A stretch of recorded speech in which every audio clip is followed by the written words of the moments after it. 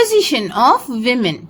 Women enjoyed an important position in society. Now at that time, women's position in the society was very important.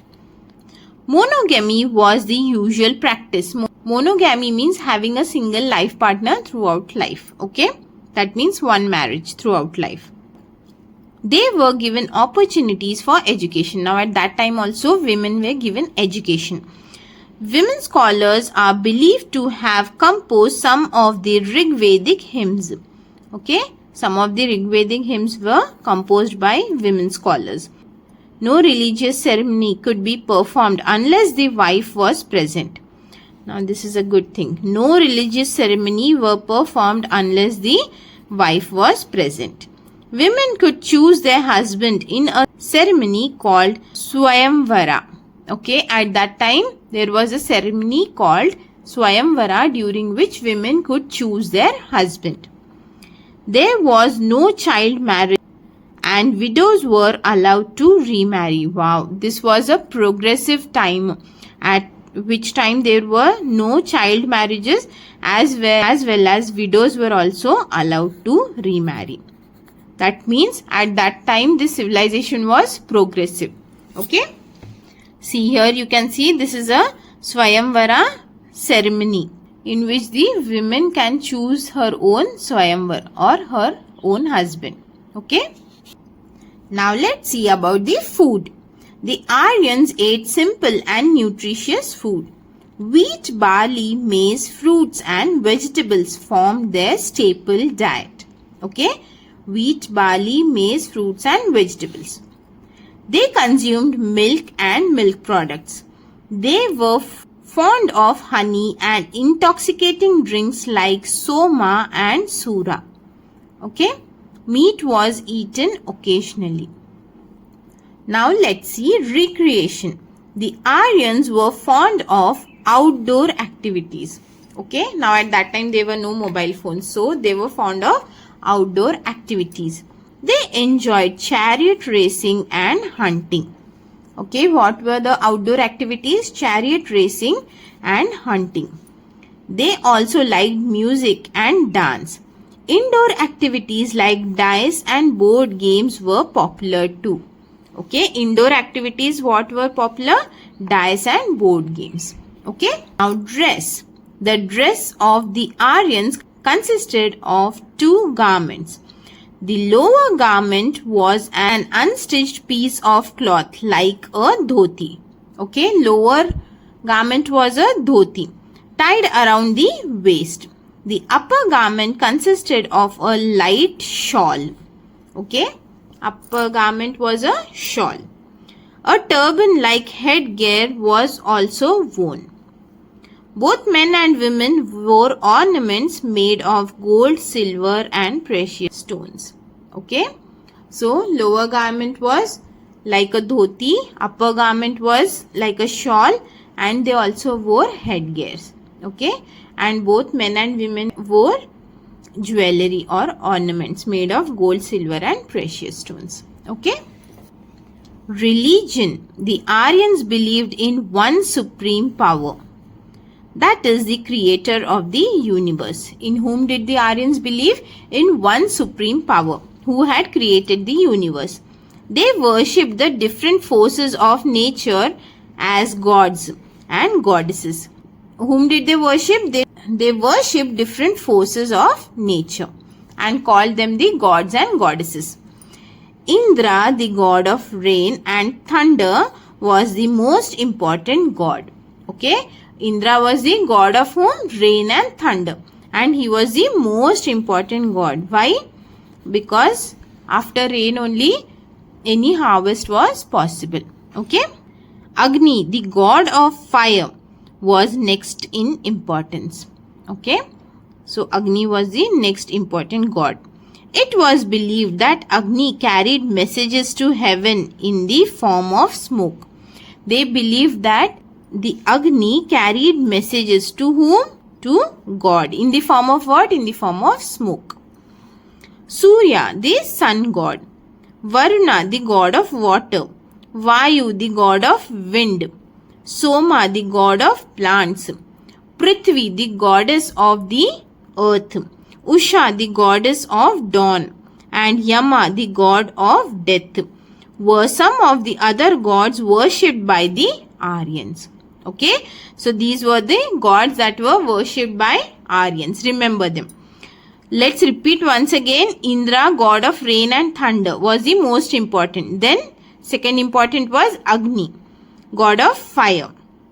Then Surya, sun god. Varuna, god of water. Vayu, god of wind. Soma, god of plants. Prithvi, goddess of earth. Usha, goddess of dawn, and Yama, the god of death. Okay, remember them. All these gods and goddesses were supposed to be different forms of the one supreme being. Okay. People recited prayers in praise of these gods for good health, for the birth of sons, and for cattle. Okay, they used to praise gods in their prayers. The early Vedic period did not build temples or idols. Now, during the early Vedic period, they did not build any temples or idols. Remember this. They worshipped gods in open air by chanting hymns and making offerings, grains, ghee, and milk. The yagnas were performed by the Brahmanas. See, here you can see Brahmana performing a yagya in open air. Here you can see. Okay. The entire family took part in yagyas and other religious ceremonies. Okay. Now next, class system. The Aryans grouped themselves according to their skills in performing certain jobs.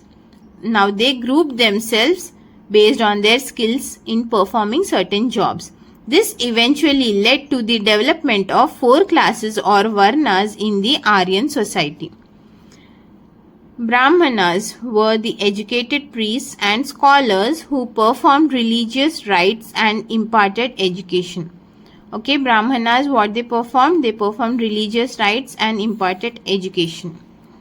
Kshatriyas were the warriors who protected the tribes from outside attacks. Kshatriyas were warriors. Okay. Vaishyas were the farmers, traders, and craft people who performed the vital task of providing food and goods for all.